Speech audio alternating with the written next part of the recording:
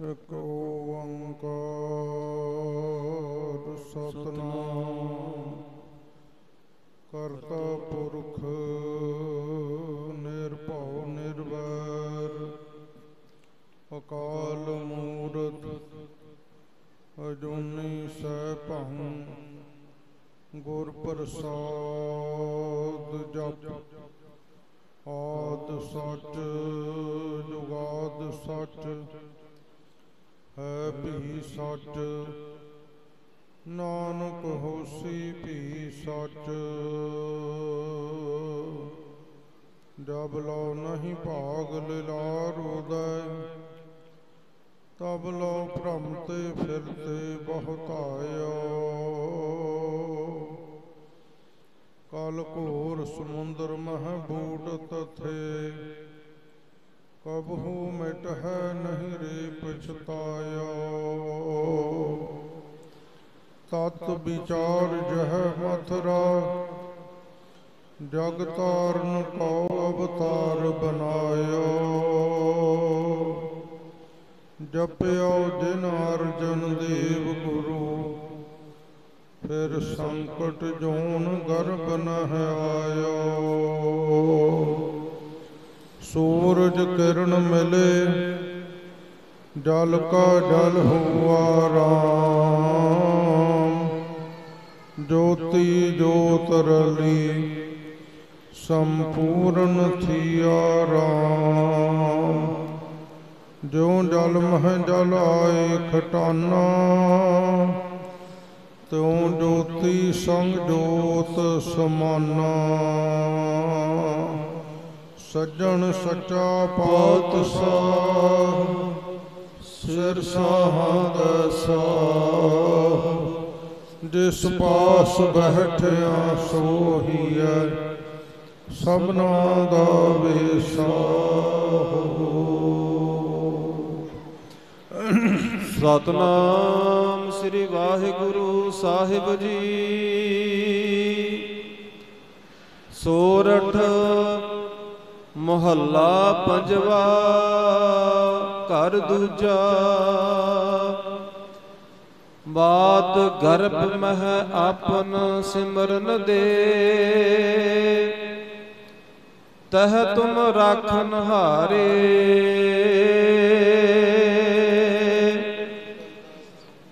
ਪਾਵਕ ਸਾਗਰ ਅਥਾਹ ਲਹਿਰ ਮਹਿ ਤਾਰਹੁ ਤਾਰਨ ਹਾਰੇ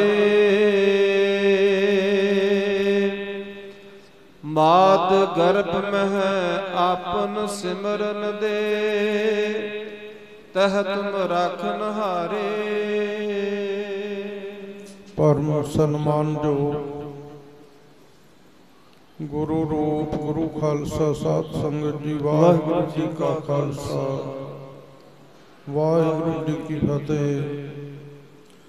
ਆਪ ਸਰਬੱਤ ਸੰਗਤਾਂ ਜੁਗੋ ਜੁਗ ਅਟਲ ਗਰੀਬ ਨਿਵਾਜ ਸਤਿਗੁਰੂ ਤਖਤ ਚਬਰ ਛਤਰ ਦੇ ਮਾਲਕ ਸਤਿਗੁਰੂ ਲੋਕ ਪਰਲੋਕ ਦੀਆਂ ਬਖਸ਼ਿਸ਼ਾਂ ਦੇ ਦਾਤੇ ਸਤਿਗੁਰੂ ਧੰਨ ਧੰਨ ਸਤਿਗੁਰੂ ਸ੍ਰੀ ਗੁਰੂ ਗ੍ਰੰਥ ਸਾਹਿਬ ਸੱਚੇ ਪਾਤਸ਼ਾਹ ਮਹਾਰਾਜ ਜੀ ਦੀ ਪਾਵਨ ਪਵਿੱਤਰ ਹਜ਼ੂਰੀ ਵਿਖੇ ਜੁੜ ਕਰਕੇ ਗੁਰਦੁਆਰਾ ਬਾਬੇ ਸ਼ਹੀਦਾਂ ਬ੍ਰਾਂਚ ਦਮਦਮੀ ਟਕਸਾਲ ਜਥਾ ਪਿੰਡਰਾ ਮਹਿਤਾ ਨਗਰ ਸਰਮਸਤਪੁਰ ਇਸ ਪਾਵਨ ਪਵਿੱਤਰ ਸਥਾਨ ਤੇ ਪੰਚਮ ਪਾਤਸ਼ਾਹ ਬਾਣੀ ਕੇ ਬੋਹਿ ਥੇ ਸ਼ਾਂਤੀ ਦੇ ਸੋਮੇ ਬਾਣੇ ਨੂੰ ਮਿੱਠਾ ਕਰਕੇ ਮੰਨਣ ਵਾਲੇ ਸਤਿਗੁਰੂ ਧੰਨ ਸਤਿਗੁਰੂ ਸ੍ਰੀ ਗੁਰੂ ਅਰਜਨ ਦੇਵ ਸੱਚੇ ਪਾਤਸ਼ਾਹ ਮਹਾਰਾਜ ਜੀ ਦਾ ਅੱਜ ਸ਼ਹੀਦੀ ਗੁਰਪੁਰਬ ਬੜੀ ਸ਼ਰਧਾ ਭਾਵਨਾ ਤੇ ਬੈਰਾਗ ਦੇ ਨਾਲ ਆਪ ਮਨਾ ਰਹੇ ਹੋ। ਸਾਧ ਸੰਗਤ ਜੀ, ਧੰਨ ਸਤਿਗੁਰੂ ਸ੍ਰੀ ਗੁਰੂ ਅਰਜਨ ਦੇਵ ਸੱਚੇ ਪਾਤਸ਼ਾਹ ਮਹਾਰਾਜ ਜੀ ਨੇ ਅੱਜ ਦੇ ਦਿਨ ਅੰਮ੍ਰਿਤ ਵੇਲੇ ਸਭਾ ਪਹਿਰ ਰਾਤ ਰਹਿੰਦੀ ਤੋਂ जिथे रावी दे दरिया किनारे गुरुद्वारा डेरा साहिब सुभाईमान है, उस पावन पवित्र स्थान ते 1663 बिक्रमी संमत 25 मई 1605 ईस्वी नूं जेठ सुदी चौथ वाले दिन धन सतगुरु श्री गुरु अर्जन देव सच्चे पातशाह जी ने महान शहीदी देना की। तेरा किया मीठा लागै, हर नाम पदार्थ नानक मांगै। इतना भारी असह ते अकह तसीहा दिता गया। उस समय दे जालम हिंदुस्तान का बादशाह जहांगीर, जिसने सतगुरु महाराज जी को शहीद करने का हुक्म दिता सी। साध संगत जी, जदों आप संगतां सरहंद श्री फतेहगढ़ साहब की पावन धरती ते जाओ, जिथे छोटे साहिबजादियां दा ते माता जी का शहीदी स्थान गुरुद्वारा श्री फतेहगढ़ साहिब अते ठंडा बुरज साहिब सुभाईमान है, उहदे नेड़े एक तुरकड़े का मकबरा बनिया होया है, जिस पापी जालम हत्यारे का नाम शेख अहमद सरहंदी करके जानिया जाता है, जो बड़ा भारी शराई और नक्शबंदी सिलसिले का मुखी सी। ये गुरु घर दे नाल बड़ी भारी ईरखा ते द्वेष रखदा सी और इसने अपने हथी जहांगीर बादशाह नूं चिट्ठी लिखी कि पंजाब की धरती ते एक काफर अर्जन नाम का व्यक्ति, जो ने अपने पापां भरी कलम दे नाल ये दुष्कर्म अखर लिखे है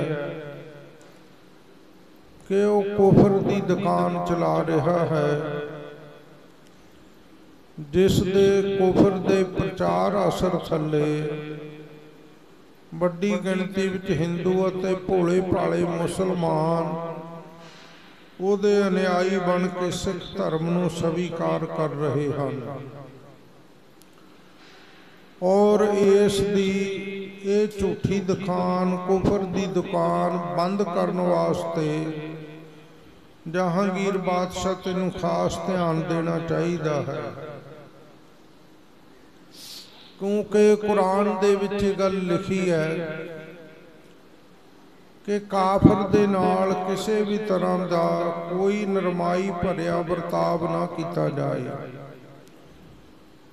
काफर तरस का हकदार नहीं है और काफर तरस का पात्र नहीं है। उसनूं जिन्ना भी तसीहा दिता जाए थोड़े तो थोड़ा है। सतगुरु जी नूं शहीद करन दे होर भी बहुत कारण हैं। कान्हा पीलो आदि जो बड़े भारी किस्साकार सन, अपने आप नूं लाहौर दे रहण वाले भगत सदाउंदे सन। वो भी श्री गुरु अर्जन देव जी के पास उस समय आए जदों हजूर भाई गुरदास जी तो गुरुद्वारा श्री रामसर साहिब विखे श्री गुरु ग्रंथ साहिब जी की आद बीड़ लिखवा रहे सन। उन्होंने आके सतगुरां नूं बेनती की, महाराज जिथे तुसीं 15 भगतां दी बाणी श्री गुरु ग्रंथ साहिब विच शामिल की है, साडी रचना नूं भी थां दिओ। सतगुरु कहण लगे, भाई तुहाडी रचना कैसी है वह भी सानूं सुणाओ। लम्मा इतिहास है, सारे ने आपो अपनिया इन्होंने चारा ने रचनावां सुनाइया। सतगुरु जी कहते भाई तुहाडी एक भी रचना गुरबाणी दे अनुकूल नहीं। गुरबाणी रब्बी बाणी है, धुरकी बाणी है। इस श्री गुरु ग्रंथ साहिब जी के अंदर धुर की बाणी जैसी मैं आवे खसम की बाणी और निरंकारी बाणी नूं ही शामिल किया जा सकता। किसी व्यक्ति के काव्य नूं जां किसी दी वार्ता नूं शामिल करन दा अधिकार नहीं। जवाब दे दिता। ये कान्हा पीलो बड़े क्रोध विच आके कहन लगे, चंगा असीं अपने अपमान का बदला लवांगे। ये भी शेख अहमद सरहंदी पास शिकायत लैके गए। उस नूं सतगुरां नूं शहीद करन बाबत बड़ी चुकना दिती, लूतियां लाइयां, बड़ा वध घट बोले। ये भी एक कारण सन साध संगत जी कुछ। और चंदू पापी दी लड़की का नाता रिश्ता लैण तो दिल्ली दी संगत दे कहण तो सतगुरु जी ने इनकार करना। भाव छेवें पातशाह धन गुरु हरगोबिंद साहब जी नूं चंदू अपनी लड़की का साक करना चाहता सी, पर उसने जदों गुरु घर की वडियाई लागी कोलों सुनी तो उस वक्त नफरत की अग विच सड़े हुए करियाड़ खतरी इस पापी चंदू ने बड़े अपमानजनक शब्द बोले। कहन लगा, चुबारे की इट मूली नूं ला दिती। मैं हिंदुस्तान के बादशाह का मुख वजीर प्रधानमंत्री और मेरी उच्ची जाति भी है खतरियां विचों। ते धन गुरु अर्जन देव साहब जी एक आम फकीर जिहड़े लोकां दे चढ़ावे ते गुजारा करते हैं। जे लोग दे जाते हैं तो खा लेंदे हैं, नहीं तो भुखे प्यासे बैठे रहिंदे हैं। कोई वड्डी जायदाद भी नहीं, कोई वड्डा मरातबा भी नहीं। तू मेरी लड़की का रिश्ता करके चुबारे की इट मोरी नूं ला दिती है। बड़ी बेअदबी दे कुवाक बोले। पैरे ते खलोते सिख ने ये गुरु की निंदिया जदों कन्ना विच पई सुनी तो दिल्ली की संगत नूं जाके सारी गल दसी कि सतगुरां नूं जाके बेनती करो कि इस हंकारी का रिश्ता ना लैण। ये गुरु घर का अदब सत्कार करना नहीं जानता। जे दे मन विच गुरु साहब का अदब सत्कार नहीं तो इहदा रिश्ता लैके गुरु साहब की करनगे।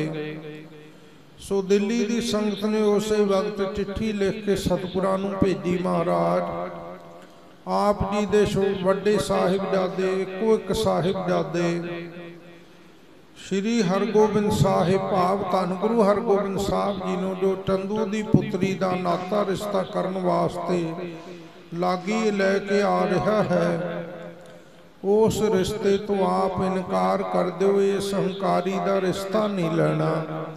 ये दिल्ली की संगत की बेनती है। ये दिल्ली की संगत का मान रखदे सतगुरु महाराज जी ने चंदू दे हंकारी पापी जालम की पुत्री का नाता रिश्ता लैण तो इनकार किया, जिस दे कारण हंकार अते ईरखा द्वेष का मारिया होया चंदू गुरु घर नाल वैर रखन लग पिया। बहुत नफरत करदा और जहांगीर दे कन्न भरदा रहिंदा।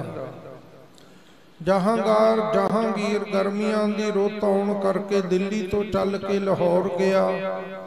लाहौर कुछ दिन ठहरिया। उत्थे चंदू ने बड़े कन्न भरे और कहन लगा, श्री गुरु अर्जन देव सच्चे पातशाह महाराज जी बाबत कि बादशाह जिन्हां नूं तू दंड देना चाहुंदा वो इत्थे शहर विच ही आए हुए है। उन्हां नूं जल्दी गिरफ्तार करके सजा देना कर। जहांगीर बादशाह ने भरे दीवान विच भाव कचहरी दे विच सतगुरु जी नूं कुछ वजीरां नूं भेज के बुलवाया। सतगुरु जी सन्मान सहित जदों आए, जहांगीर ने सतगुरु जी नूं उच्ची थां ते बिठा के सवाल किया कि महाराज हिंदू लोग अपने धर्म नूं उच्चा मनते हैं, मुसलमान अपने धर्म की वडियाई करते हैं, तुसीं दसो इन्हां विचों चंगा कौन है।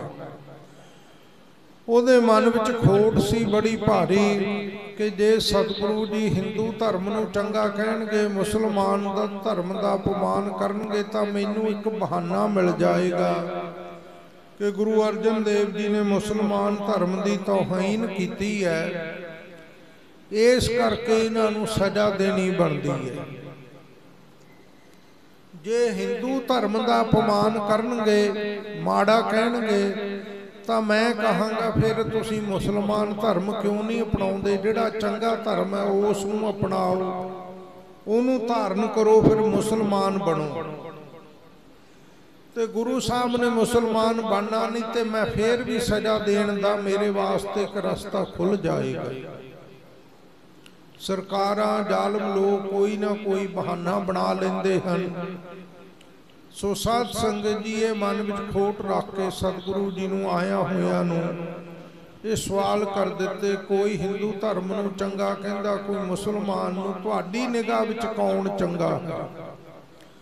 ਤਾਂ ਰਾਮਕਲੀ ਰਾਗ ਵਿੱਚ ਸਤਿਗੁਰੂ ਜੀ ਨੇ ਸ਼ਬਦ ਉਚਾਰਿਆ, ਕੋਈ ਬੋਲੇ ਰਾਮ ਰਾਮ, ਕੋਈ ਖੁਦਾਏ, ਕੋਈ ਸੇਵਾ ਗੁਸਾਈਆਂ, ਕੋਈ ਅਲਾਹੇ ਕਾਰਨ ਕਰਨ ਕਰੀਮ, ਕਿਰਪਾ ਧਾਰ ਰਹੀਮ, ਕੋਵੈ ਕੋਈ ਨਾਵੈ ਤੀਰਥ, ਕੋਈ ਹਜ ਜਾਏ, ਕੋਈ ਪੜ੍ਹੈ ਵੇਦ, ਕੋਈ ਕਤੇਬ, ਕੋਈ ਓਢੈ ਨੀਲ, ਕੋਈ ਸੁਪੇਦ। ਇਹ ਸਾਰਾ ਸ਼ਬਦ ਉਚਾਰ ਕੇ ਸਤਿਗੁਰੂ ਜੀ ਨੇ ਜਹਾਂਗੀਰ ਦੇ ਸਵਾਲਾਂ ਦਾ ਬਾਦ ਲੀਲ ਉੱਤਰ ਦਿੱਤਾ। ਮਹਾਰਾਜ ਕਹਿੰਦੇ, ਭਾਈ ਮੁਸਲਮਾਨ ਮੱਕੇ ਦੀ ਯਾਤਰਾ ਨੂੰ ਜਾਂਦੇ ਐ, ਕੁਰਾਨੇ ਪਾਕ ਦਾ ਪਾਠ ਕਰਦੇ ਐ, ਬਾਂਗਾਂ ਦਿੰਦੇ ਐ, ਆਪਣੇ ਧਰਮ ਦੇ ਪੱਕੇ ਨਿਆਈ ਹਨ, ਹਿੰਦੂ ਤੀਰਥਾਂ ਦਾ ਇਸ਼ਨਾਨ ਕਰਦੇ ਐ, ਵੇਦਾਂ ਦਾ ਪਾਠ ਕਰਦੇ ਐ, ਉਹ ਆਪਣੇ ਧਰਮ ਨੂੰ ਮੰਨਦੇ ਐ। ਅਖੀਰ ਤੇ ਸਤਿਗੁਰੂ ਜੀ ਨੇ ਬਚਨ ਕੀਤਾ, ਕਾਰਨ ਕਰਨ ਕਰੀਮ, ਕਿਰਪਾ ਧਾਰ ਰਹੀਮ। ਜੋ ਸਾਰੇ ਕਾਰਜਾਂ ਨੂੰ ਕਰਨ ਵਾਲਾ, ਕਿਰਪਾ ਦਾ ਘਰ ਹੈ, ਰਹਿਮਤਾਂ ਦਾ ਦਰ ਹੈ ਜਿਸ ਵਾਹਿਗੁਰੂ ਦਾ। ਕਹੋ ਨਾਨਕ ਜਿਨ ਹੁਕਮ ਪਿਠਾਤਾ, ਪ੍ਰਭ ਸਾਹਿਬ ਕਾ ਤਿਨ ਭੇਦ ਜਾਤਾ। ਜਿਨੇ ਜਿਨੇ ਵੀ ਵਾਹਿਗੁਰੂ ਦੇ ਹੁਕਮ ਨੂੰ ਮੰਨਿਆ ਹੈ, ਉਹਦੀ ਆਗਿਆ ਵਿੱਚ ਚੱਲਣਾ ਕੀਤਾ ਹੈ, ਭਾਈ ਉਹੀ ਪਰਮੇਸ਼ਰ ਦੇ ਭੇਤ ਨੂੰ ਪਾ ਸਕਦੇ ਆ, ਭਾਵ ਉਹਦੀ ਪ੍ਰਾਪਤੀ ਕਰ ਸਕਦੇ। ਇਸ ਕਰਕੇ ਨਾ ਕੋਈ ਹਿੰਦੂ ਚੰਗਾ, ਨਾ ਕੋਈ ਮੁਸਲਮਾਨ ਮਾੜਾ। ਜਹਾਂਗੀਰ ਦਾ ਕੋਈ ਵਸ ਨਾ ਚੱਲਿਆ, ਪਹਿਲਾਂ ਤੋਂ ਵਿਉਂਤ ਬਣਾਈ ਹੋਈ ਸੀ। ਸਤਿਗੁਰੂ ਮਹਾਰਾਜ ਸੱਚੇ ਪਾਤਸ਼ਾਹ ਜੀ ਨੂੰ ਜਦੋਂ ਕਚਹਿਰੀ ਵਿੱਚੋਂ ਵਿਦਾ ਕੀਤਾ, ਦੂਰ ਤੱਕ ਘੇਰਾਬੰਦੀ ਪਹਿਲਾਂ ਹੀ ਕਰਕੇ ਰੱਖੀ ਹੋਈ ਸੀ। ਆਪ ਸੱਚਾ ਬਣਨ ਦਾ ਮਾਰਾ ਕਚਹਿਰੀ ਵਿੱਚੋਂ ਉੱਠ ਕੇ ਮਹਿਲਾਂ ਨੂੰ ਚਲਿਆ ਗਿਆ। ਚੰਦੂ ਨੂੰ ਇਹ ਇਸ਼ਾਰਾ ਸੀ ਕਿ ਜਦੋਂ ਮਹਾਰਾਜ ਕਚਹਿਰੀ ਤੋਂ ਬਾਹਰ ਚਲੇ ਜਾਣ, ਉਦੋਂ ਹੀ ਤੂੰ ਮੁਸਲਮਾਨ ਸਿਪਾਹੀਆਂ ਨੂੰ ਨਾਲ ਲਾ ਕੇ ਗ੍ਰਿਫਤਾਰ ਕਰ ਲੈ। ਇਉਂ ਸਤਿਗੁਰੂ ਮਹਾਰਾਜ ਜੀ ਨੂੰ ਕਚਹਿਰੀ ਵਿੱਚੋਂ ਬਾਹਰ ਨਿਕਲਦਿਆਂ ਗ੍ਰਿਫਤਾਰ ਕੀਤਾ ਗਿਆ। ਚੰਦੂ ਨੇ ਆਪਣੀ ਲਾਲ ਹਵੇਲੀ ਦੇ ਵਿੱਚ ਸਤਿਗੁਰੂ ਜੀ ਨੂੰ ਲਿਜਾ ਕੇ ਬੜੇ ਭਾਰੀ ਜ਼ਾਲਮਾਂ ਤੋਂ ਅਕਹਿ ਤੇ ਅਸਹਿ ਤਸੀਹੇ ਦਵਾਏ। ਦੇਗ ਵਿੱਚੋਂ ਵਾਲਿਆ, ਤੱਤਾ ਰੇਤਾ ਸੀਸ ਤੇ ਪਾਇਆ, ਤੱਤੀ ਲੋਹ ਤੇ ਬਿਠਾ ਕੇ ਤੱਤਾ ਰੇਤਾ ਸੀਸ ਤੇ ਪਾ ਕੇ ਸਤਿਗੁਰੂ ਜੀ ਨੂੰ 3 ਦਿਨ ਸੰਗਤ ਦੀ ਅਕਹਿ ਤੇ ਅਸਹਿ ਤਸੀਹੇ ਦਿੰਦਾ ਰਿਹਾ। ਅੱਜ ਅੰਮ੍ਰਿਤ ਵੇਲੇ ਸਤਿਗੁਰੂ ਜੀ ਨੇ ਭਾਈ ਵਿਧੀ ਚੰਦ ਅਤੇ ਭਾਈ ਪ੍ਰਾਣਾ ਜੀ ਨੂੰ ਪਾਸ ਬੁਲਾ ਕੇ, ਕਿਉਂ 5 ਸਿੱਖ ਗਏ ਸਨ ਸਤਿਗੁਰਾਂ ਦੇ ਨਾਲ ਲਾਹੌਰ, ਭਾਈ ਜੇਠਾ, ਭਾਈ ਪੈੜਾ, ਭਾਈ ਪ੍ਰਾਣਾ, ਭਾਈ ਲੰਗਾਹ, ਭਾਈ ਵਿਧੀ ਚੰਦ। ਸੋ ਭਾਈ ਪ੍ਰਾਣੇ ਦੇ ਅਤੇ ਭਾਈ ਵਿਧੀ ਚੰਦ ਦੇ ਮੋਢਿਆਂ ਤੇ ਹੱਥ ਰੱਖ ਕੇ, ਕਿਉਂਕਿ ਚਰਨਾਂ ਵਿੱਚ ਵੀ ਛਾਲੇ ਛਾਲੇ ਸਨ, ਸਰੀਰ ਉੱਤੇ ਵੀ ਛਾਲੇ ਪਏ ਹੋਏ ਸਨ, ਫਲੂਹੇ ਪਏ ਹੋਏ ਸਨ। ਮਹਾਰਾਜ ਕਹਿਣ ਲੱਗੇ, ਅੰਮ੍ਰਿਤ ਵੇਲੇ ਦਾ ਸਮਾਂ ਹੈ, ਪਹਿਰ ਰਾਤ ਰਹਿ ਗਈ ਹੈ, ਸਾਨੂੰ ਰਾਵੀ ਦਰਿਆ ਤੇ ਲਿਜਾ ਕੇ ਇਸ਼ਨਾਨ ਕਰਾਓ। ਇਉਂ ਇਹਨਾਂ ਦੋਨਾਂ ਗੁਰਸਿੱਖਾਂ ਨੇ ਸਤਿਗੁਰੂ ਮਹਾਰਾਜ ਜੀ ਦੇ ਸਰੀਰ ਨੂੰ ਆਸਰਾ ਦੇ ਕੇ ਰਾਵੀ ਦਰਿਆ ਦੇ ਕਿਨਾਰੇ ਤੇ ਲੈ ਕੇ ਗਏ ਔਰ ਹਜ਼ੂਰ ਨੇ ਰਾਵੀ ਦਰਿਆ ਦੇ ਕਿਨਾਰੇ ਤੇ ਅੰਤਾਂ ਦਾ ਤਸੀਹਾ ਦਿੱਤਾ ਹੋਇਆ ਸੀ। ਜਪਜੀ ਸਾਹਿਬ ਜੀ ਦਾ ਪਾਠ ਸੰਪੂਰਨ ਕੀਤਾ। ਇਉਂ ਸਤਿਗੁਰੂ ਮਹਾਰਾਜ ਜੀ ਨੇ ਉੱਥੇ ਮਹਾਨ ਅੱਜ ਦੇ ਦਿਨ ਲਾਹੌਰ ਦੀ ਧਰਤੀ ਤੇ ਸ਼ਹੀਦੀ ਪਾਈ ਹੈ। ਐਸੇ ਸਤਿਗੁਰੂ ਸ੍ਰੀ ਗੁਰੂ ਅਰਜਨ ਦੇਵ ਜੀ ਦਾ ਸ਼ਹੀਦੀ ਗੁਰਪੁਰਬ ਸੰਗਤਾਂ ਬੜੀ ਸ਼ਰਧਾ ਭਾਵਨਾ ਤੇ ਵੈਰਾਗ ਦੇ ਨਾਲ ਮਨਾ ਰਹੀਆਂ ਹਨ। ਔਰ ਸਾਧ ਸੰਗਤ ਜੀ ਰਾਵੀ ਦਰਿਆ ਦੇ ਕਿਨਾਰੇ ਤੇ ਚੰਦਨ ਦੀ ਚਿਖਾ ਵਿੱਚ ਸਤਿਗੁਰੂ ਜੀ ਦਾ ਪਵਿੱਤਰ ਸਰੀਰ ਰੱਖ ਕੇ ਸੰਗਤਾਂ ਨੇ ਸੰਸਕਾਰ ਕੀਤਾ।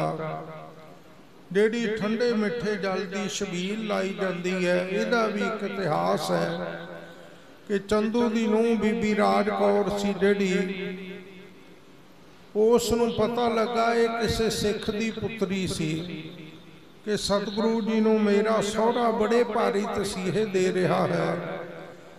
ਤਾਂ ਚੋਰੀ ਆਪਣੇ ਸਹੁਰੇ ਤੋਂ ਡਰਦੀ ਹੋਈ ਸ਼ਰਧਾ ਭਾਵਨਾ ਦੀ ਵਸੀਭੂਤ ਹੋਈ ਵੈਰਾਗ ਦੇ ਨਾਲ ਥੋੜਾ ਜਲ, ਥੋੜਾ ਦੁੱਧ ਅਤੇ ਮਿੱਠਾ ਮਿਲਾ ਕੇ ਇਹ ਠੰਡਾ ਮਿੱਠਾ ਜਲ ਸਤਿਗੁਰੂ ਜੀ ਦੇ ਪਾਸ ਲੈ ਕੇ ਆਈ। ਕਹਿਣ ਲੱਗੀ, ਮਹਾਰਾਜ ਪਹਿਰੇਦਾਰਾਂ ਨੂੰ ਆਪਣੇ ਨਿੱਜੀ ਸੋਨੇ ਦੇ ਗਹਿਣੇ ਦੇ ਕੇ ਗੁਪਤ ਰੂਪ ਦੇ ਵਿੱਚ ਅੰਦਰ ਆਈ।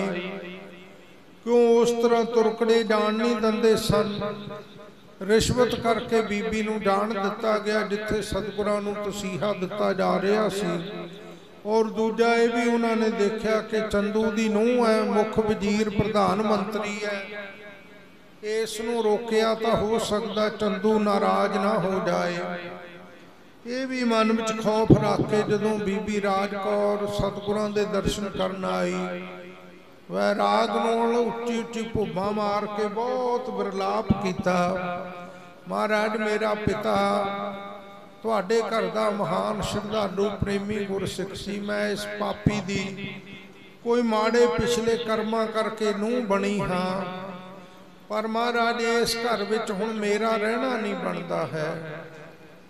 ਇਸ ਘਰ ਵਿੱਚ ਐਡਾ ਵੱਡਾ ਜ਼ੁਲਮ, ਐਡਾ ਵੱਡਾ ਪਾਪ, ਐਡਾ ਵੱਡਾ ਅਤਿਆਚਾਰ ਹੋਇਆ, ਧਰਤੀ ਵੀ ਕੰਬ ਗਈ, ਅਸਮਾਨ ਵੀ ਡੋਲ ਗਿਆ।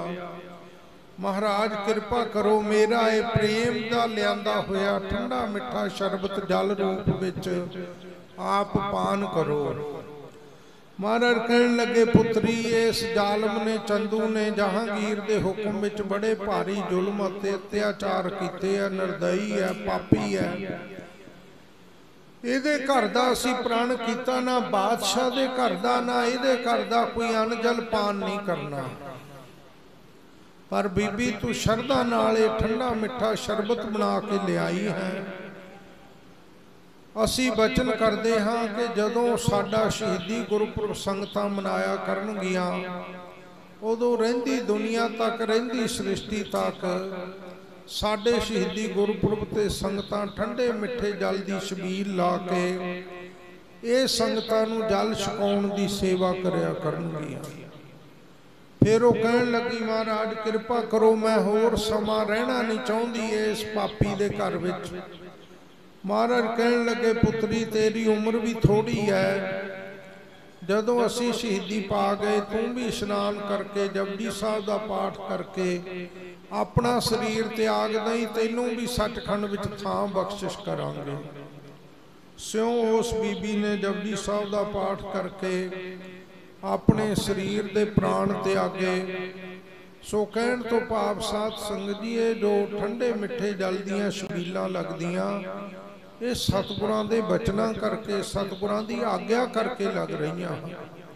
ਅੱਜ ਦੇ ਦਿਨ ਆਪਾਂ ਨੂੰ ਸਾਰਿਆਂ ਨੂੰ ਸਤਿਗੁਰੂ ਜੀ ਦੀ ਯਾਦ ਵਿੱਚ ਠੰਡੇ ਮਿੱਠੇ ਜਲ ਦੀਆਂ ਛਬੀਲਾਂ ਲਾਉਣੀਆਂ ਚਾਹੀਦੀਆਂ ਹਨ। ਔਰ ਸ਼ਰਧਾ ਭਾਵਨਾ ਨਾਲ ਸਤਿਗੁਰੂ ਜੀ ਦਾ ਗੁਰਪੁਰਬ ਮਨਾਉਣਾ ਆਪਣਾ ਫਰਜ਼ ਹੈ। ਭਾਈ ਗੁਰਦਾਸ ਜੀ ਦੇ ਬਚਨ ਹਨ, ਹਉ ਕੁਰਬਾਨੀ ਤਿਨਾ ਗੁਰਸਿੱਖਾਂ, ਭਾਈ ਭਗਤ ਗੁਰਪੁਰਬ ਕਰਾਉਂਦੇ, ਮੈਂ ਕੁਰਬਾਨ ਬਲਿਹਾਰ ਜਾਂਦਾ ਹੁੰਨਾ ਗੁਰਸਿੱਖਾਂ ਤੋਂ, ਜਿਹੜੇ ਮੇਰੇ ਸਤਿਗੁਰੂ ਦੇ ਗੁਰਪੁਰਬ ਮਨਾਉਂਦੇ ਹਨ। ਸੋ ਅੱਜ ਸਤਿਗੁਰੂ ਸ੍ਰੀ ਗੁਰੂ ਅਰਜਨ ਦੇਵ ਜੀ ਦਾ ਸਾਧ ਸੰਗਤ ਜੀ ਪਾਵਨ ਪਵਿੱਤਰ ਸ਼ਹੀਦੀ ਗੁਰਪੁਰਬ ਹੈ। ਸ਼ਹੀਦਾਂ ਦੇ ਸਰਤਾਜ ਹਨ ਸੱਚੇ ਪਾਤਸ਼ਾਹ। ਔਰ ਤੇਰਾ ਕੀਆ ਮੀਠਾ ਲਾਗੈ, ਹਰ ਨਾਮ ਪਦਾਰਥ ਨਾਨਕ ਮੰਗੈ। ਜਹਾਂਗੀਰ ਬਾਦਸ਼ਾਹ ਦਾ ਜਿਹੜਾ ਧਰਮ ਗੁਰੂ ਸੀ ਸਾਈਂ ਮੀਆਂ ਮੀਰ, श्री गुरु अर्जन देव जी के दर्शन करके गुरु घर का श्रद्धालु बन चुका सी। उस नूं पता लगा कि सतगुरु जी नूं अकैत असैत सीहा दिता जा रहा है। दर्शन करने वास्ते आया, उच्ची धार निकल गई। कहन लगा महाराज आग्ञा दिओ, इस जुलमी राज दियां जड़ां पुटदियां मेरे तो सहारिया नहीं जाता। सतगुरु कहन लगे जहांगीर वाहिगुरु साईं मियाँ मीर रब दे फकीर दी असल निशानी ये हुंदी है कि रब दी वाहिगुरु दी खुदा दी रजा नूं मिठी करके मनना, भाना मिठा करके मनना। सानू कौन है दुनिया की ताकत इस तरह तसीहा दे सके। असी वाहिगुरु की रजा विच उहदे भाणे नूं मिठा मन के सारा कौतक कर रहे हैं। इस करके तू भी वाहिगुरु परमेश्वर की रजा नूं मिठी मन, उस दे भै विच रह। कोई करामातां शक्तियां दिखाउण दी लोड़ नहीं। ये साडी अपनी इच्छा के अनुसार ही जो कुछ हो रहा है ये भाणे विच ही हो रहा है। धीरज दिता नाले महाराज कहन लगे तू एक बारी शंका कीती सी इस पंक्ति दे उत्ते, तन मन काट काट सब अरपी विच अग्नि आप जलाई। कि जिहड़े परमेश्वर दे प्यारे है अपने तन दे मन दे सूक्ष्म शरीर दे स्थूल शरीर दे टुकड़े टुकड़े करके परमेश्वर दे उत्तों दी अग विच भी सड़ा के परमेश्वर दी रजा नूं प्रवान करदे है। तू कहा सी ये कुछ हो नहीं सकता, पर असी तैनूं गुरबाणी ते शंका करन करके सारा कौतक वरताया कि अज साडे शरीर दा एक एक टुकड़ा अग दे विच पै के सड़ रहा, चर्बी ढल रही है, मांस सड़ रहा है। ये उस वाहिगुरु की रजा विच सारा कुछ हो रहा है। फिर भी परमेश्वर की रजा विच असी मिठा भाणा मन रहे हाँ। साईं मियाँ मीर लम्मा पै के डंडौत कीती महाराज, तुहाडी गुरबाणी भी तिन्ने काल सत है जो परमेश्वर की दरगाह विचों आई। तुहाडे वचन भी तिन्ने काल सदीव सत हन। तुहाडा भाणा मनना भी पूजनीक है। मैं अज तो बाद कदे गुरु की बाणी ते शंका नहीं करांगा। सो जो कुछ गुरबाणी विच लिखिया को ओंकार तो लैके 18, 10, 20 तक मैं अखर अखर इस नूं खुदाई बाणी खुदाई पैगाम रब्बी बाणी का रुतबा जान के सन्मान करांगा। सो साध संगत जी कुल सतगुरु जी ने कौतक भी वरताए। उन्होंने सतगुरां दा शहीदी गुरपुरब मनाया जा रहा है। आपां भी सारे शरधा भावना नाल तन मन धन करके इन्हां गुरपुरबां दे विच हाजरी भी भरनी है, सेवावां करके अपना जीवन सफल करना।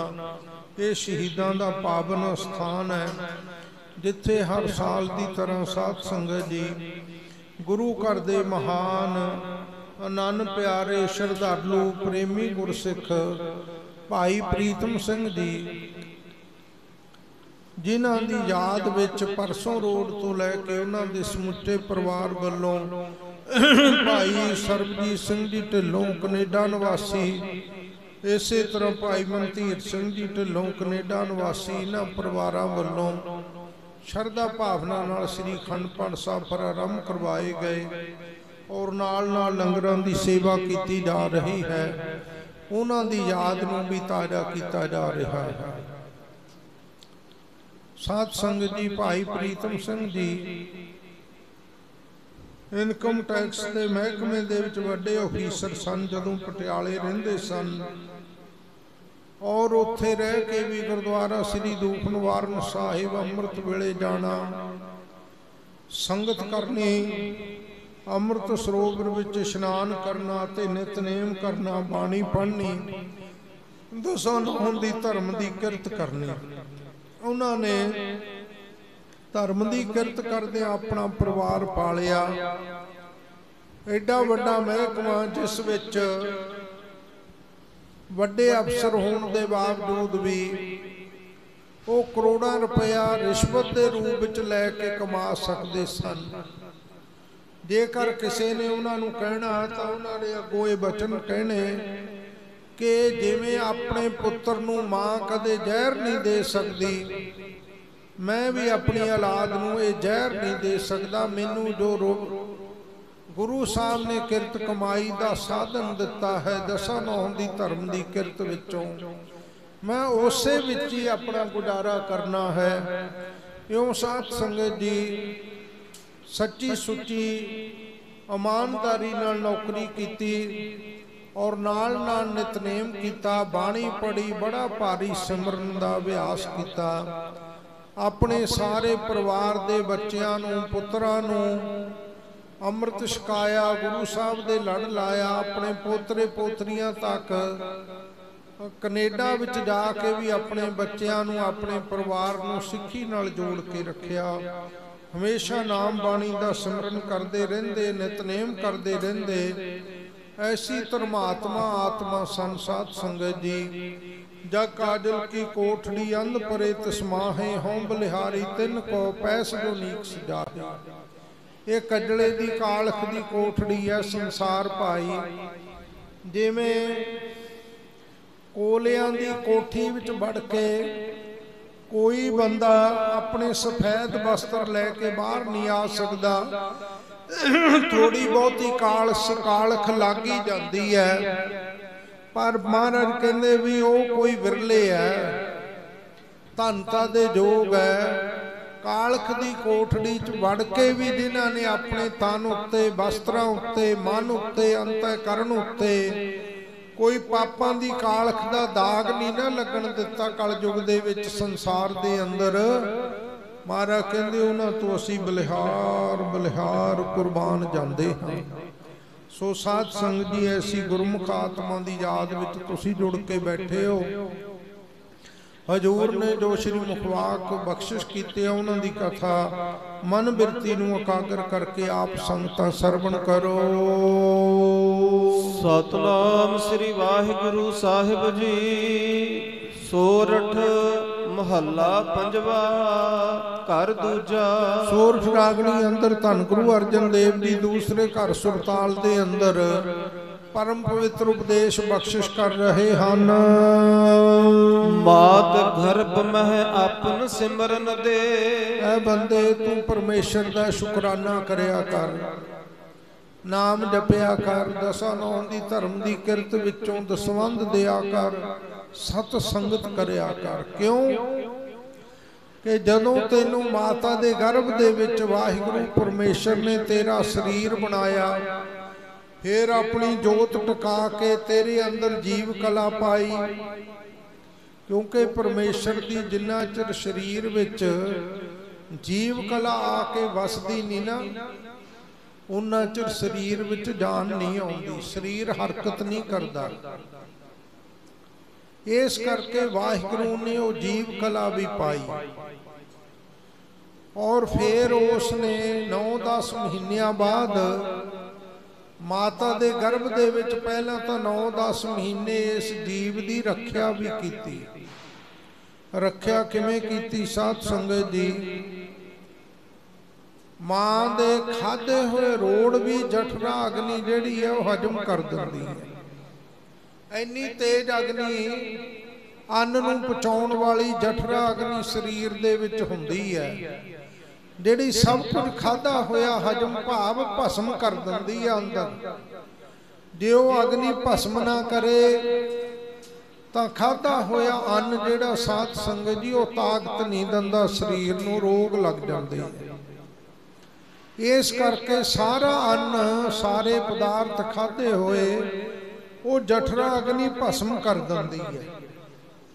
हुण जिहड़ी जठरा अग्नि बाहरों गए हुए अन्न नूं खाधे हुए भारे पदार्थां नूं भी हजम कर दिंदी है, रोड़ां नूं भी खाधिआं नूं भस्म कर दिंदी है।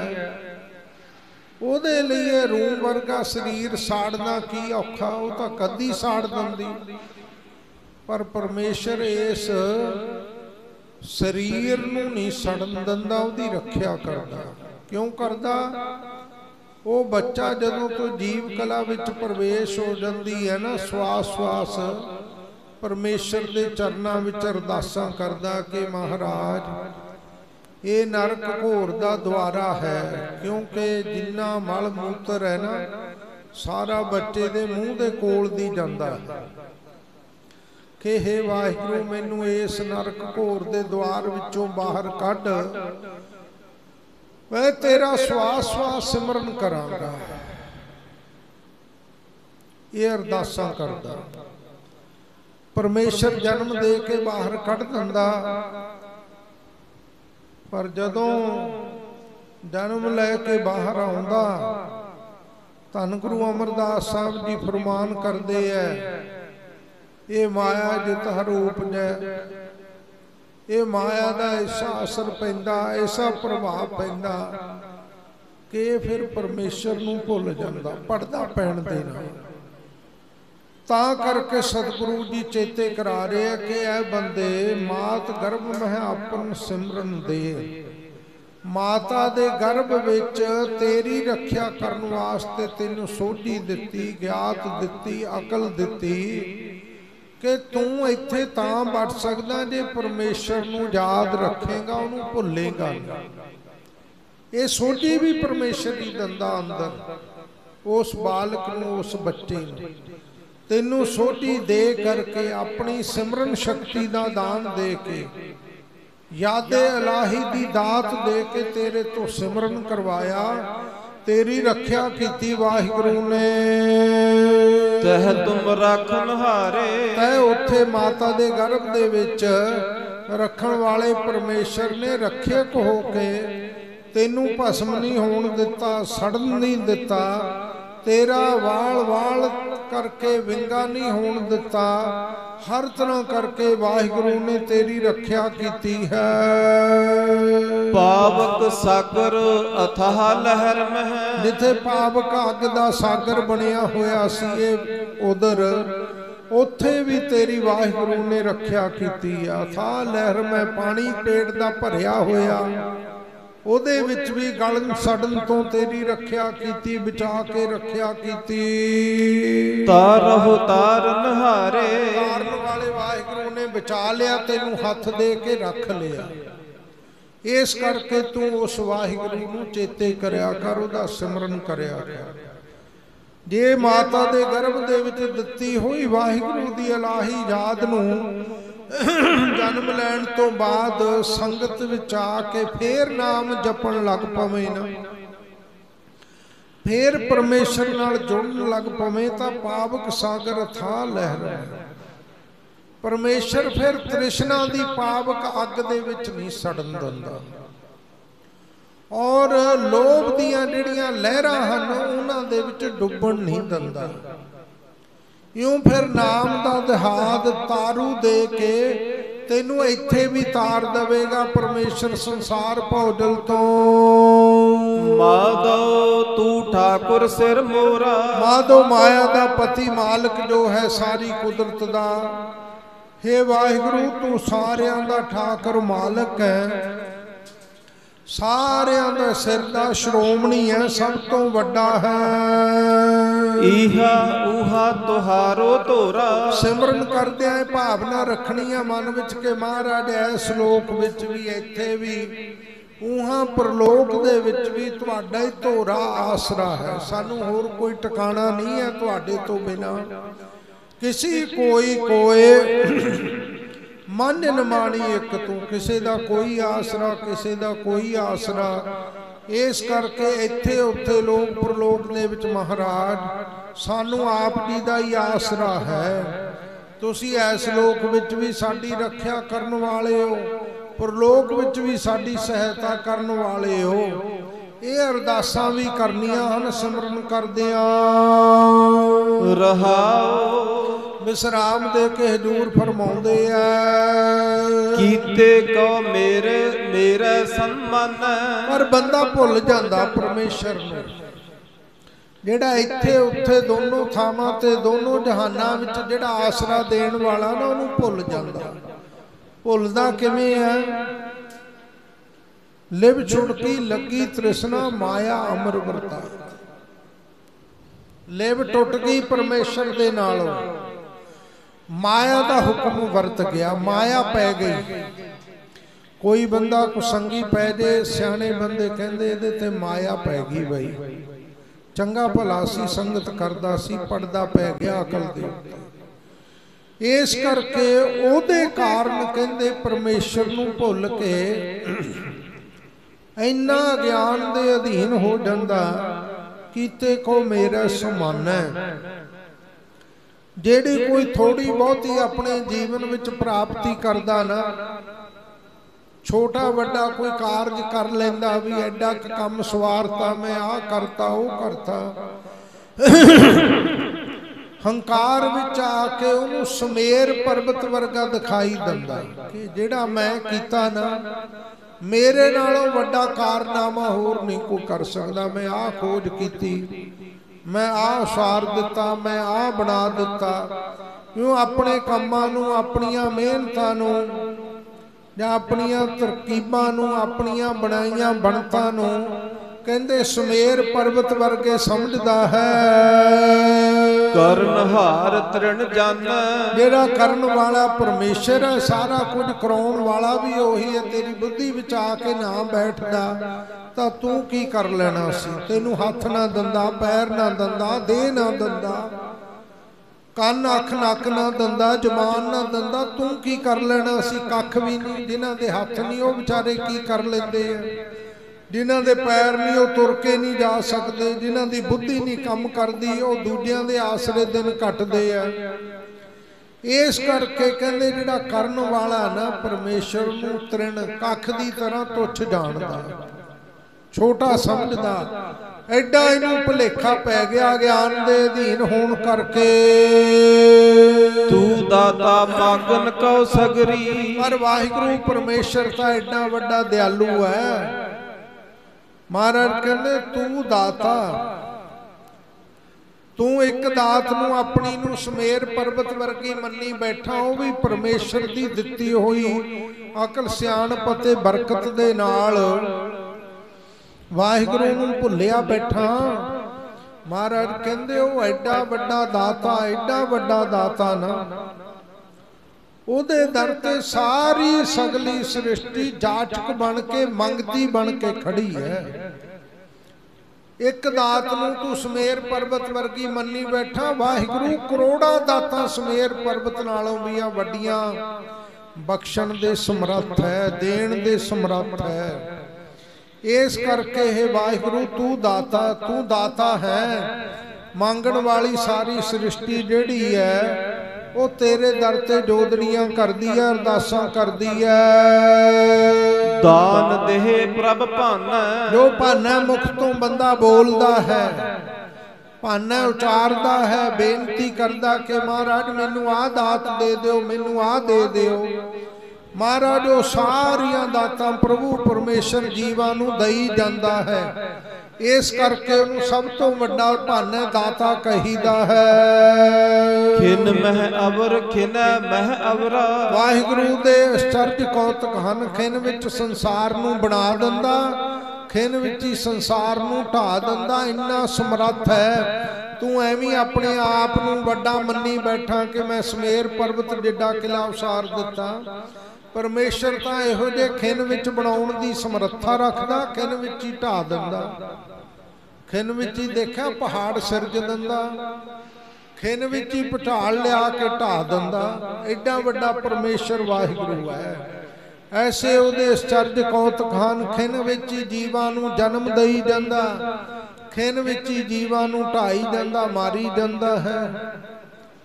ਖਿਨ ਵਿੱਚ ਹੀ ਭਾਈ ਨਾਮ ਜਪਣ ਵਾਲਿਆਂ ਉੱਤੇ ਆਪਣੀਆਂ ਬਖਸ਼ਿਸ਼ਾਂ ਕਰਕੇ ਬ੍ਰਹਮ ਗਿਆਨ ਦੇ ਦਿੰਦਾ ਹੈ। ਤੇ ਜੇ ਕੋਈ ਹੰਕਾਰ ਕਰਦਾ ਹੈ ਇਸ ਮਾਰਗ ਤੇ ਚੱਲ ਕੇ ਤਾਂ ਉਹਨਾਂ ਕੋਲੋਂ ਜੋ ਭਾਵੈ ਲੇ ਖਸ, ਫਿਰ ਉਹ ਆਪਣੀ ਦਾਤ, ਆਪਣੀ ਮਿਹਰ, ਆਪਣੀ ਰਹਿਮਤ ਦਾ ਕਿਣਕਾ ਵਾਪਸ ਵੀ ਲੈ ਸਕਦਾ।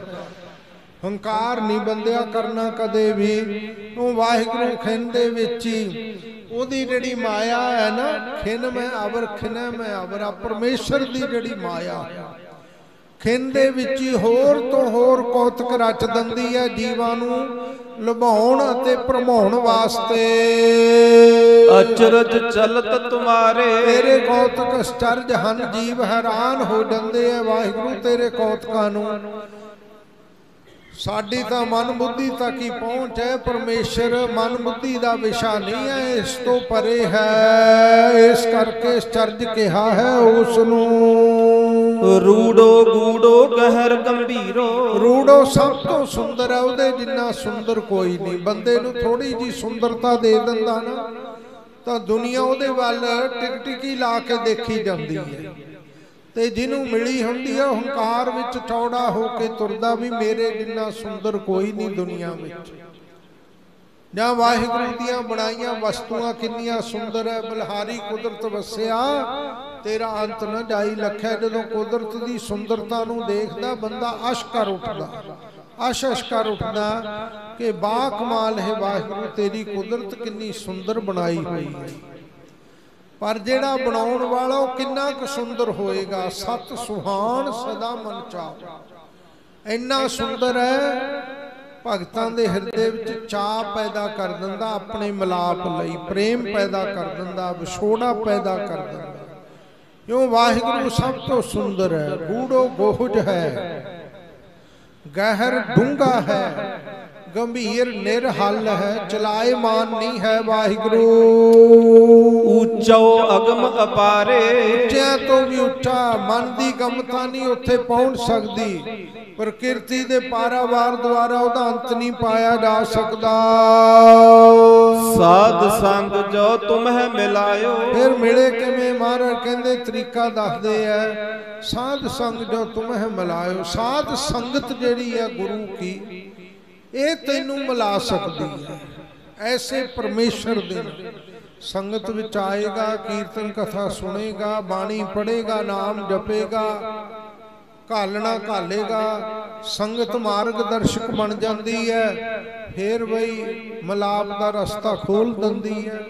ਇਉਂ ਸਾਧ ਸੰਗ ਜੋ ਤੁਮਹਿ ਮਿਲਾਏ। ਜਦੋਂ ਸਾਧ ਸੰਗਤ ਦੇ ਵਿੱਚ ਹੇ ਵਾਹਿਗੁਰੂ ਤੂੰ ਸਾਨੂੰ ਜਗਿਆਸੂਆਂ ਨੂੰ, ਜੀਵਾਂ ਨੂੰ ਬੁਲਾਇਆ, ਭਾਵ ਜੋੜਿਆ, ਸੰਗਤ ਵਿੱਚ ਆ ਕੇ ਮਿਲੇ ਤਾਂ ਕੀ ਬਖਸ਼ਿਸ਼ ਹੋਈ। ਤੋ ਸੁਣੀ ਤੁਮਾਰੀ ਬਾਣੀ। ਫਿਰ ਤੁਹਾਡੀ ਬਾਣੀ ਸੁਣੀ, ਆ ਕੇ ਸੰਗਤ ਵਿੱਚ ਬਾਣੀ ਕੀ ਉਪਦੇਸ਼ ਸੁਣਿਆ, ਕੀਰਤਨ ਸੁਣਿਆ, ਕਥਾ ਸੁਣੀ, ਗੁਰਬਾਣੀ ਸੁਣੀ, ਤੇ ਸੁਣ ਕਰਕੇ ਇਹ ਗਿਆਤ ਪ੍ਰਾਪਤ ਹੋਈ ਕਿ ਪਰਮੇਸ਼ਰ ਨੂੰ ਕਿਵੇਂ ਮਿਲੀਦਾ।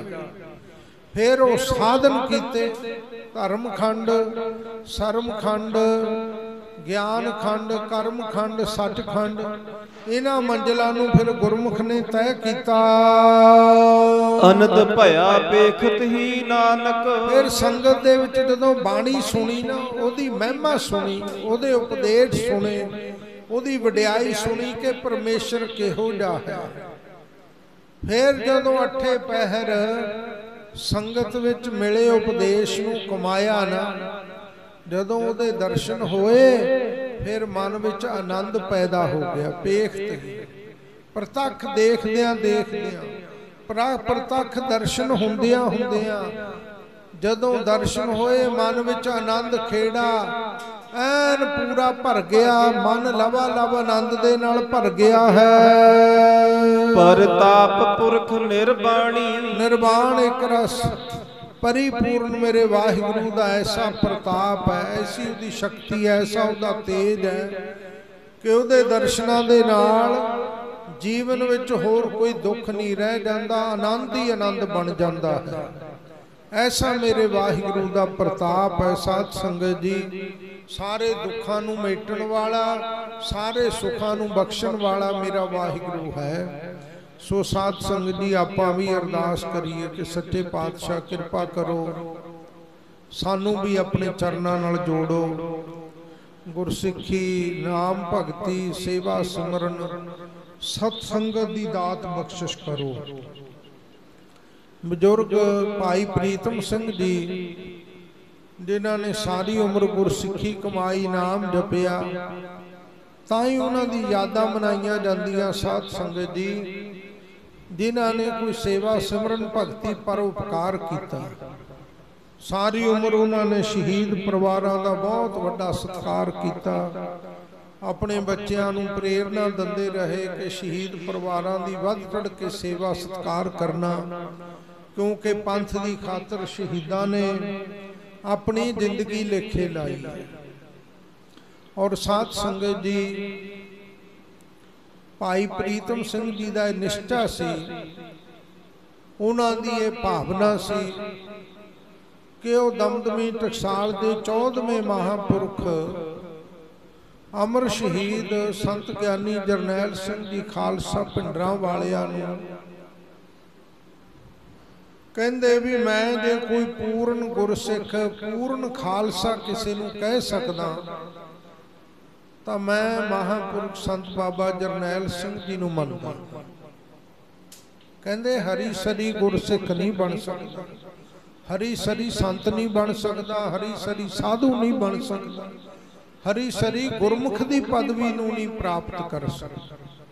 ਉਹ ਮਹਾਂਪੁਰਖਾਂ ਤੇ ਐਡਾ ਵੱਡਾ ਨਿਸ਼ਚਾ, ਭਰੋਸਾ, ਵਿਸ਼ਵਾਸ ਔਰ ਸਤਿਕਾਰ ਕਰਦੇ ਸੀ ਕਿ ਜਿਨ੍ਹਾਂ ਨੇ ਐਡੀ ਵੱਡੀ ਮਹਾਨ ਕੁਰਬਾਨੀ ਦਿੱਤੀ ਹੈ। ਸੋ ਸਾਧ ਸੰਗਤ ਜੀ, ਇਸੇ ਕਰਕੇ ਦਮਦਮੀ ਟਕਸਾਲ ਦੇ ਹੈੱਡਕੁਆਟਰ ਗੁਰਦੁਆਰਾ ਗੁਰਦਰਸ਼ਨ ਪ੍ਰਕਾਸ਼ ਮਹਿਤਾ ਵਿਖੇ 6 ਜੂਨ ਨੂੰ ਮਹਾਂਪੁਰਖਾਂ ਦਾ ਸੱਚਖੰਡ ਸ੍ਰੀ ਹਰਿਮੰਦਰ ਸਾਹਿਬ, ਸ੍ਰੀ ਅਕਾਲ ਤਖਤ ਸਾਹਿਬ ਵਿਖੇ ਸ਼ਹੀਦ ਹੋਏ ਸਮੂਹ ਸਿੰਘਾਂ ਸਿੰਘਣੀਆਂ, ਭਟੰਗੀਆਂ, ਬਜ਼ੁਰਗਾਂ, ਮਾਤਾਵਾਂ ਦਾ ਸ਼ਹੀਦੀ ਜੋੜ ਮੇਲਾ ਮਨਾਇਆ ਜਾ ਰਿਹਾ। ਆਪ ਜੀ ਨੇ ਹੁਮ ਹੁਮਾ ਕੇ ਪਹੁੰਚ ਕੇ ਦਰਸ਼ਨ ਦੇਣ ਦੀ ਕਿਰਪਾਲਤਾ ਕਰਨੀ। ਸਾਰੇ ਦੁਆਬੇ ਦੀ ਇਲਾਕੇ ਦੀ ਸੰਗਤ ਨੂੰ ਮੇਰੀ ਬੇਨਤੀ ਆਪ ਨੇ ਪ੍ਰਵਾਨ ਕਰਨੀ। ਸੋ ਅਖੀਰ ਤੇ ਮਹਾਂਪੁਰਖਾਂ ਦੇ ਸਪੁੱਤਰ, ਬਹੁਤ ਹੀ ਸਤਿਕਾਰਯੋਗ ਭਾਈ ਸਾਹਿਬ ਭਾਈ ਈਸ਼ਰ ਸਿੰਘ ਜੀ ਉਚੇਚੇ ਤੌਰ ਤੇ ਪਹੁੰਚੇ ਆ। ਅਮਰ ਸ਼ਹੀਦ ਭਾਈ ਸਾਹਿਬ ਭਾਈ ਜੋਗਿੰਦਰ ਸਿੰਘ ਜੀ ਚੱਕ ਰਾਜੂ ਵਾਲੇ, ਉਹਨਾਂ ਦੀ ਸੁਪੁੱਤਰੀ ਬੀਬੀ ਅਮਨਦੀਪ ਕੌਰ ਜੀ ਪਹੁੰਚੇ ਹੈ। ਸਾਰਾ ਪਰਿਵਾਰ ਮਹਾਂਪੁਰਖਾਂ ਦਾ ਪੁੱਜਿਆ। ਇਸੇ ਤਰ੍ਹਾਂ ਹੋਰ ਬੇਅੰਤ ਪ੍ਰੇਮ ਰੱਖਣ ਵਾਲੀਆਂ ਸੰਗਤਾਂ ਪੁੱਜੀਆਂ। ਸਾਰੀਆਂ ਸੰਗਤਾਂ ਦਾ ਭਾਈ ਰੋਮ ਰੋਮ ਕਰਕੇ ਬਹੁਤ ਬਹੁਤ ਧੰਨਵਾਦ। ਭਾਈ ਸਾਹਿਬ ਭਾਈ ਸਰਬਜੀਤ ਸਿੰਘ ਜੀ ਦਾ, ਸਮੁੱਚੇ ਪਰਿਵਾਰ ਦਾ, ਭਾਈ ਮਨਧੀਰ ਸਿੰਘ ਜੀ ਦਾ, ਸਾਰੇ ਪਰਿਵਾਰ ਦਾ ਮੈਂ ਆਪਣੇ ਵੱਲੋਂ ਬਹੁਤ ਬਹੁਤ ਧੰਨਵਾਦ ਕਰਦਾ। ਸਤਿਕਾਰਯੋਗ ਗਿਆਨੀ ਜੀਵਾ ਸਿੰਘ ਜੀ ਜੋ ਇਸ ਸਥਾਨ ਤੇ ਜਥੇਬੰਦੀ ਵੱਲੋਂ ਸਾਰੀਆਂ ਸੇਵਾਵਾਂ ਨਿਭਾ ਰਹੇ ਹਨ, ਉਹਨਾਂ ਦਾ ਵੀ ਮੈਂ ਬਹੁਤ ਬਹੁਤ ਧੰਨਵਾਦ ਕਰਦਾ। ਸਾਰੀ ਸੰਗਤ ਦਾ ਧੰਨਵਾਦ। ਹੁਣ ਕਥਾ ਦੀ ਸਮਾਪਤੀ ਤੋਂ ਉਪਰੰਤ ਗੁਰੂ ਕਾ ਲੰਗਰ ਤਿਆਰ ਹੈ। ਦੇਗ ਲੈ ਕੇ ਆਪ ਸੰਗਤਾਂ ਨੇ ਲੰਗਰ ਛਕ ਕੇ ਫੇਰ ਜਾਣਾ ਹੈ। ਇਤਨੀ ਹਾਜ਼ਰੀ ਅਤੇ ਬੇਨਤੀਆਂ ਪ੍ਰਵਾਨ ਕਰਨੀਆਂ, ਭੁੱਲਾਂ ਚੁੱਕਾਂ ਖਿਮਾ ਕਰਨੀਆਂ। ਸਾਧ ਸੰਗ ਜੋ ਤੁਮ ਮਿਲਾਇਓ ਤੋ ਸੁਨੀ ਤੁਮਾਰੀ ਬਾਣੀ, ਅਨੰਦ ਭਇਆ ਪੇਖਤ ਹੀ ਨਾਨਕ, ਪ੍ਰਤਾਪ ਪੁਰਖ ਨਿਰਬਾਣੀ। ਵਾਹਿਗੁਰੂ ਜੀ ਕਾ ਖਾਲਸਾ, ਵਾਹਿਗੁਰੂ ਜੀ ਕੀ ਫਤਿਹ।